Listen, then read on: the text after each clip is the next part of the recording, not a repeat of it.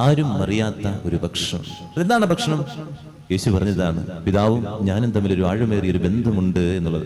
ഇതുപോലെ തന്നെ ഞാനും എന്റെ തമ്പുരാനും തമ്മിൽ ഒരു ആഴമേറിയ ഒരു ബന്ധമുള്ള ഒരു സമയം ഉണ്ടാകണം. ആരും അറിയാത്തൊരു ഭക്ഷണം, മറ്റുള്ളവർക്ക് അറിഞ്ഞുകൊണ്ടൊരു ഭക്ഷണം നമുക്ക് എല്ലാവർക്കും ഉണ്ടാകാം. അത് ഭൗതികമായൊരു ഭക്ഷണം. എന്നാൽ ആത്മീയമായിട്ടൊരു ഭക്ഷണം ജീവിതത്തില് ഒരു ദിവസം എപ്പോഴെങ്കിലും ഉണ്ടാകണം. ഒരു പേഴ്സണൽ പ്രയറിനുള്ള സമയം നമുക്കുണ്ടാകണം. ശാന്തമായിട്ട് ഞാനും എൻ്റെ ദൈവവും മാത്രം സംസാരിക്കുന്ന ഒരു സമയം, ശാന്തമായിട്ടിരിക്കുന്ന കർത്താവിന്റെ സന്നിധി. അങ്ങനെ ഞാനും എൻ്റെ ദൈവവുമുള്ള ഒരു സമയം എനിക്കുണ്ടോ എന്നുള്ളതാണ്.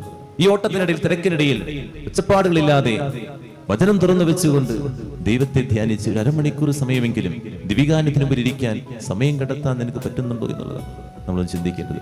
ആരും അറിയാത്തൊരു ഭക്ഷണം എനിക്കുണ്ടെന്ന് പറയാൻ, നെഞ്ചുറപ്പോടുകൂടി പറയാൻ, ഞാനും എൻ്റെ ദൈവവും തമ്മിൽ ഒരുമിച്ചിരുന്ന് പ്രാർത്ഥിക്കുന്ന ഒരു സമയമുണ്ടെന്ന് പറയാൻ നമുക്ക് പറ്റുമോ എന്ന് ചിന്തിച്ചു നോക്കുക.